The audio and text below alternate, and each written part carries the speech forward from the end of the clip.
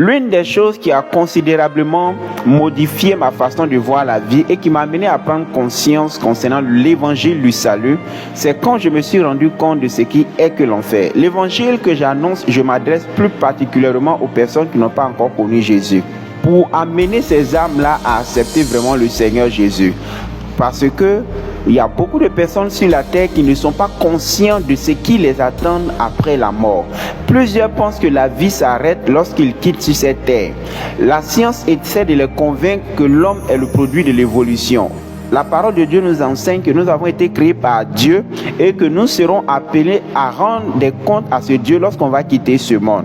Alors, voyant que plusieurs ignorent cette vérité et qui pensent que l'homme est le fruit du hasard, le Saint-Esprit me met à cœur d'insister sur cette voie pour amener plusieurs âmes à quitter la voie du mensonge et à accepter le Seigneur Jésus-Christ pour le salut de leur âme, et surtout avant que cela ne soit trop tard. Mais bien aimé, il y a beaucoup de personnes qui n'ont pas encore connu Jésus. Et l'évangile que j'annonce, je m'adresse beaucoup plus aux personnes qui n'ont pas encore connu Jésus, aux personnes qui vivent encore dans le péché, qui vivent dans le monde, qui ne savent pas ce qui les attend après la mort s'ils n'acceptent pas Jésus-Christ qui est l'unique chemin, la vérité et la vie. Mais bien aimé, l'enfer existe et c'est Dieu qui nous en parle dans sa parole. Pour nous qui avons accepté le Seigneur, nous sommes passés de la mort à la vie. La Bible dit que nous ne venons pas en jugement. Notre vie qu'on mène désormais est caractérisée par l'amour de Dieu. Parce que nous aimons le Seigneur et parce qu'il est mort, il nous a sauvés et nous aussi, nous le glorifions par notre façon de vivre. Mais ceux qui n'ont pas encore connu Jésus, qui courent un grand danger, qui courent le danger de se perdre dans un feu éternel. Quand je pense à l'enfer, qui est un gouffre de feu, là où il n'y a plus d'échappatoire, là où il n'y a plus de retour possible, comment l'homme ira vivre dans le feu pour l'éternité? La soif pour l'éternité, le sommeil pour l'éternité, la fatigue, pire que la maladie, pire que le cauchemar, pire que tout ce que l'homme a imaginé jusqu'à aujourd'hui. Aucun film d'horreur n'est plus horrible que l'enfer.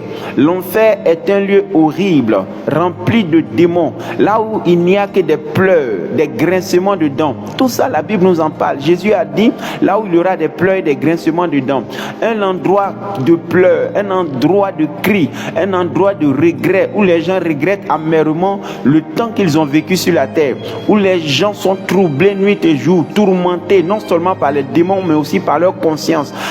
Tourmentés par le fait qu'ils ont refusé l'évangile, tourmentés par le fait qu'ils n'ont pas accepté Jésus pendant qu'ils avaient la possibilité de le faire. Ils sont dans un feu et ils ne savent plus comment en sortir. C'est pour l'éternité. C'est ce mot-là qui m'effraie beaucoup. Parce que l'éternité, la pensée de l'homme a du mal à concevoir ce que c'est que l'éternité. L'éternité, c'est-à-dire, c'est fini, fini, fini. Sur cette terre, quand on te met en prison, tu as même de l'espoir lorsqu'on te dit c'est une prison à vie. Parce que la mort peut être une porte de sortie. Sur cette terre, peu importe les difficultés que tu vis, tu peux même espérer. Parce que souvent, quand ça ne va pas, les gens trouvent la solution de se suicider. Même si on sait que ça n'a jamais été la bonne solution. Mais c'est qu'en enfer, il n'y a plus d'échappatoire. On ne meurt plus. Là-bas, ce n'est que douleur, ce n'est que souffrance, ce n'est que pleurs, ce n'est que les larmes. Sur cette terre, même quand tu souffres, tu peux avoir des amis qui te consolent. Mais en enfer, il n'y a plus de consolation. Tu ne verras plus un ami, une soeur, un frère qui va venir te consoler. Là-bas, il n'y a plus d'enfants, il n'y a plus de mariage, il n'y a plus de communauté. Chacun pour soi, la souffrance pour toujours et les démons te tourmentent. Là-bas, c'est une vie sans définition. Tous les jours, tu ne fais rien. Sur cette terre, même regardez, quand un homme ne travaille pas, il s'ennuie. Mais là-bas, il n'y a plus de travail. Tout ton travail à faire, c'est de souffrir. C'est une vie sans définition. Et je ne souhaite pas cette vie à une personne. Voilà pourquoi je me tue à annoncer l'évangile, pour éviter aux âmes d'aller dans un tel endroit. Parce que quand je me rends compte que cet endroit existe bel et bien, malgré que les gens en doutent, l'homme a été créé à l'image de Dieu. Sur cette terre, les êtres humains ont eu la pensée de créer des prisons pour les malfaiteurs. Comment pensez-vous que Dieu ne va pas aussi créer une prison pour les malfaiteurs? C'est lui qui a créé l'homme. Et la prison de Dieu, c'est l'enfer. Et c'est là-bas qu'ira tous les démons, Satan lui-même et tous ceux qui ont fait le mal. C'est pourquoi je viens encore dire à un enfant de Dieu, le temps d'évangéliser est arrivé. Annoncer l'évangile aussi longtemps que Dieu te donne l'opportunité de le faire. Aujourd'hui, il ne s'agit pas de venir sur TikTok et chercher des vues.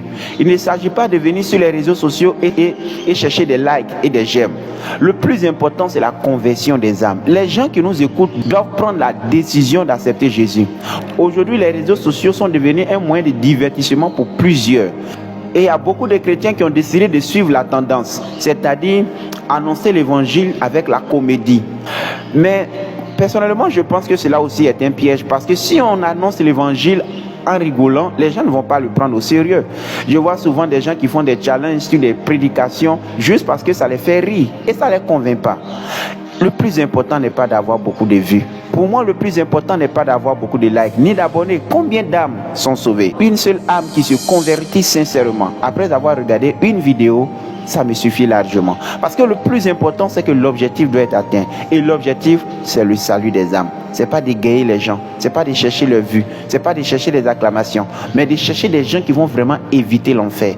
Parce que mes bien-aimés, l'enfer existe vraiment. Et Satan actuellement est en train de voir comment faire pour amener plusieurs âmes là-bas.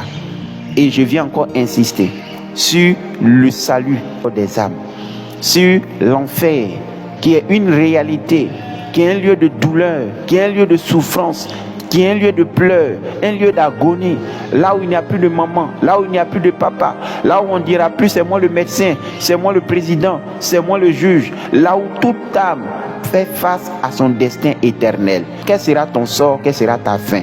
Comment tu vas quitter ce monde? Comment est-ce que tu partiras de cette terre? Il faut y réfléchir, parce qu'on ne va pas rester toute notre vie sur cette terre. Il n'y a aucune personne qui était dans les années 1700 qui est en vie actuellement. Ils sont tous morts. Ce qui veut dire qu'ici, 100 ans, toute cette génération mourra. Et les années courent vite. Où iras-tu quand tu vas quitter ce monde? Est-ce que tu vas aller au ciel ou est-ce que tu vas aller en enfer? À l'opposé de l'enfer, il y a le paradis qui existe. Un endroit de paix, un endroit de repos, un endroit de joie, là où il n'y a plus la maladie, là où il n'y a plus les guerres, des douleurs, des famines, là où on sera avec Dieu pour toujours, on sera consolé pour l'éternité. Il n'y aura plus de guerre, il n'y aura que la joie. On sera une seule famille. Au ciel, la famille, ça existe, parce que Dieu est notre famille. On verra les apôtres, tous ceux qu'on a vus dans la Bible comme David, Élie, on les verra au ciel. C'est une bonne communauté, là où il y a la peur. On va adorer Dieu dans la joie. Jésus a dit, je m'en vais vous préparer une place. Quand j'aurai fini, je viendrai vous chercher afin que là où je suis, vous y soyez. Bien-aimé, prends la bonne décision. Large est la porte, spacieux est le chemin qui mène à la perdition. Plusieurs entrent par là. Étroit, resserré est le chemin qui conduit à la vie. Peu sont ceux qui les trouvent. Tu es sur quel chemin? Fais ton choix avant qu'il ne soit trop tard. Accepte Jésus et tu seras sauvé. Si par ce message tu voudrais accepter Jésus, tu vas répéter cette prière avec moi. Dis après moi, Seigneur Jésus, je reconnais que je suis pécheur. Je reconnais que tu es mort à la croix pour mes péchés. J'accepte le sacrifice que tu as fait à la croix pour me sauver. Pardonne-moi mes péchés et reçois-moi dans ton royaume au nom de Jésus. Amen. Et le dernier conseil que je voulais te donner, il faut chercher une église où on prêche l'amour, la sanctification, où on prêche le salut pour encore grandir en communauté. Que Dieu oriente tes pas pour que tu sois sauvé.